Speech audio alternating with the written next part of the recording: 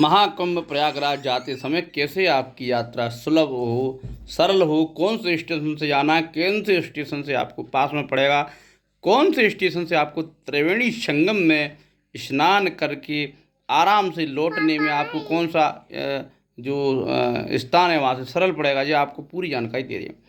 तो साथियों, ट्रेन और बस और अपनी निजी कार, ये मनुष्य के आने जाने के लिए वाहन हैं।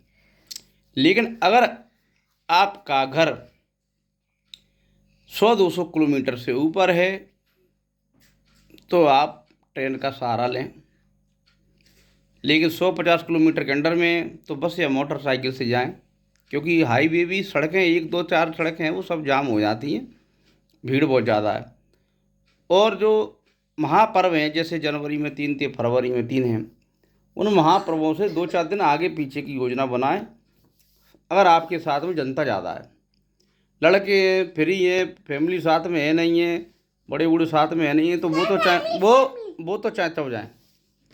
जैसे मान लो कोई युवा है या फैमिली के साथ वो नहीं जा रहे हैं तो लड़कों के लिए कहीं कोई दिक्कत नहीं है। दूसरा, ट्रेन से जा रहे हैं, जैसे ट्रेन मार्ग है तुम्हारा, आप ट्रेन मार्ग जैसे मध्य प्रदेश से जा रहे हो, मान लो आप जा रहे हो मुरैना, ग्वालियर, दतिया, डबरा, झांसी, इधर से होके तुम्हारे मऊ, रानीपुर और चित्रकूट, महोबा, इधर से होके अगर आप जा रहे हो तो आपको जो स्टेशन पड़ेगा लास्ट का, प्रयागराज का पहला स्टेशन वहाँ पड़ता है, नैनी स्टेशन पड़ता है। नैनी प्रयागराज में आता है।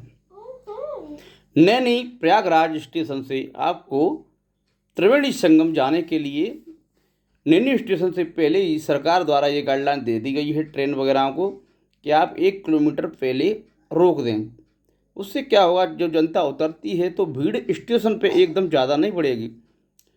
तो स्टेशन से 1 किलोमीटर पहले रुक जाएं तो आप वहाँ उतर जाएं, कोई दिक्कत नहीं। वहाँ से भी रास्ते रहते हैं, पुलिस वहाँ पे बताने के लिए आपको बैठी है कि आप यहाँ से जाओ, रास्ता जाओ, दोनों साइड में। अब त्रिवेणी संगम पे भी क्या है कि नदी के 2 किनारे होते हैं, एक राइट हैंड एक लेफ्ट हैंड, राइट हैंड एक लेफ्ट हैंड।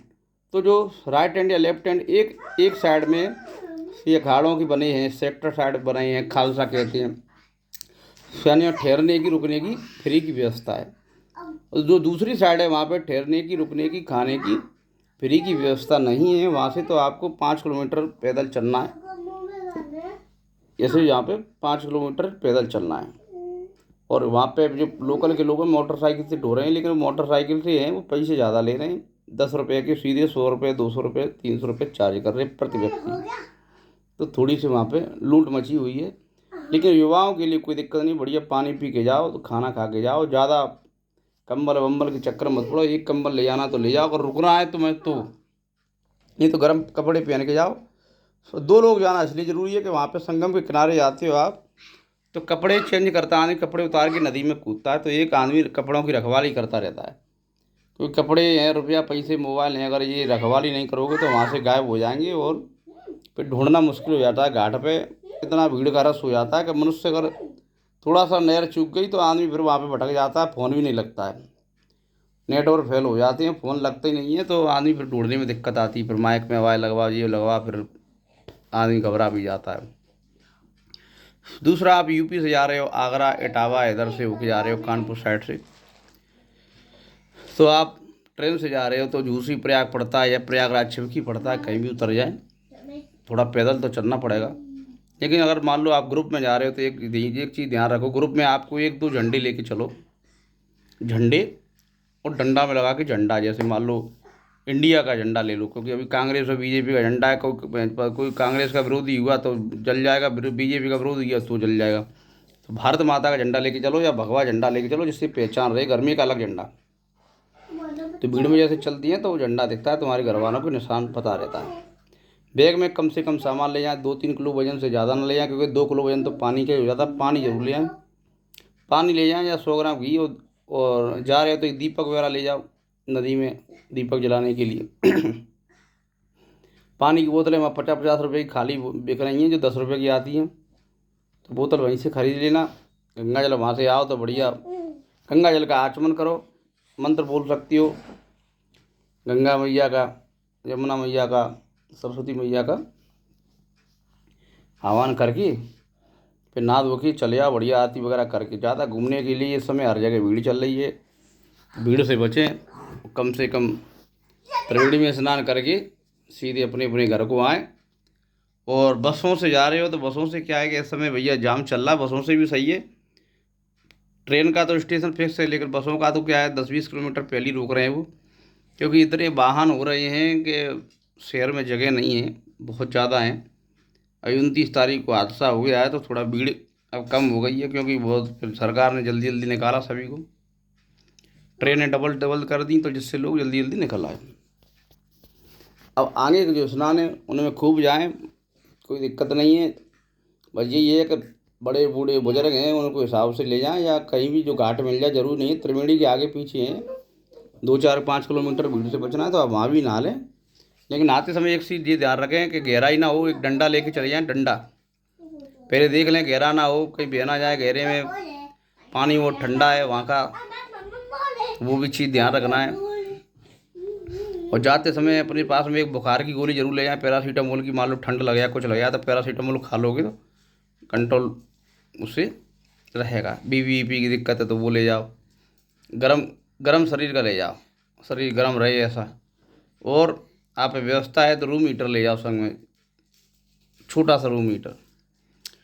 अगर जिसको ज़्यादा ठंड लग जाती है, हाड़ की दिक्कत है, मान लो कहीं ठंड लग गई तो वहाँ पे तुरंत रूम हीटर लगा के आप, आजकल हवा वाले आ रहे हैं और वहाँ बिजली की तो कई व्यवस्था, कहीं भी लगा के ठोक दो रूम हीटर, तो बढ़िया वहाँ पर ठंड नहीं लगेगी और आदमी स्वास्थ्य के लिए लाभदायक रहेगा। और दूसरा ये है, वहाँ पर आपको ज़्यादा दिन रुकती हो तो इस समय कमरों की बड़ी मारामारी है। जो कमरे 2,000 के मिल रहे हैं या 20,000 25,000 के मिल रहे हैं, और पर व्यक्ति के हिसाब से मिल रही है। एक व्यक्ति का 500, 1000, 2000 जैसी तुम्हारी सेटिंग हो जाए वैसी है। तो ये चीज़ ध्यान रखना है, क्योंकि हर जगह नदी के 2 किनारों, एक किनारों पे है वहाँ पे तुम्हारी व्यवस्था बनी कि नहीं बनी, तो पहले अपनी दम पे घर पे चलो। ये नहीं है कि दूसरे के दम पे चले गए, तुम दूसरे रिश्तेदार के दम पे चले गए, या तुम्हारा कोई परिचित का है वो बाबा के यहाँ रह रहा है, ये रह रहा है, वो कुछ नहीं है। वहाँ जाके बाबा वगैरह वो सब समझ जाते हैं, माने आज फोन लगा रहा है, वैसे साल भर हमें कहीं ध्यान भी नहीं रखता है, तो वो सब फ़ोन बंद कर लेते हैं। एंड टाइम पे कोई नहीं आता, चाहे तुम्हारा दोस्त हो चाहे कोई हो, एंड टाइम पे हर कोई नहीं आता, आ जाता वो बहुत बड़ी बात है। पर तुम्हारे परिचित का हो चाहे कोई हो, फ़ोन बंद कर लेगा, बिजी ये आवाज़ नहीं आ रही, फ़ोन में सो बहाने ले लेगा। तो अपनी दम पे जाओ, अपनी दम पे जाओ, भगवान के भरोसे जाओ, गंगा मैया भरोसे जाओ। किसी को ज़्यादा तेल लगाओ मत, भगवान को तेल लगाओ, सीधा इत्र लगाओ। तो ज़माना बड़ा ख़राब है। और ज़्यादा महंगी ज्वेलरी लेके मत जाओ, चमड़े के जूते या मोटे जूते पहन के मत जाओ, हल्का फुल्का जूते बूते बिल्कुल रफ एंड टफ पुराने टाइप के। और महिलाओं को ज्वेलरी तो पहनना ही नहीं है। अगर महिला जा रही तो बच्चों को लेके मत जाओ भाई, कम से कम 15-20 साल से कम छोटे बच्चों को तो बिल्कुल ले जाना ही नहीं है। और भीड़ है, अगर भीड़ तो भीड़ में आगे आपको नहीं खड़ा होना है। भीड़ चले जान दो, 6 घंटे लेट हो जाएंगे, कोई दिक्कत नहीं है, भीड़ से आपको बचना है। क्योंकि भीड़ में आगे आदमी दब जाता है। वहाँ कई पुलिस वाले भी ऐसे हैं जानबूझ के वहाँ पर उद्यम करवा देते हैं।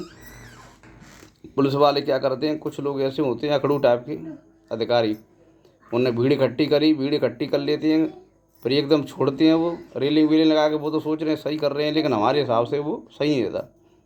क्योंकि हम स्वयं गए थे तो पुलिस वालों ने क्या किया, स्टेशन पर लोग जाने से रोक दिए, फिर ट्रेन आई तब एकदम फिर छोड़े लोग, तो कोई भगदड़ मच गई।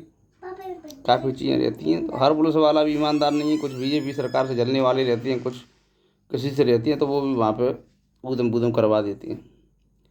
आज के ज़माने में कोई ईमानदार नहीं है, सब तरह के अधिकारी हैं, अच्छे बुरे सब तरह के अधिकारी हैं। तो आपको अपनी सेफ्टी रखना है। ठीक है दोस्तों, आते जाते समय अगर कोई दिक्कत आए या कुछ भी सलाह वगैरह आपको पूछना है तो कमेंट में कर सकते हो। हम वहाँ पर किसी से न किसी पूछ के आपको जानकारी बताएंगे।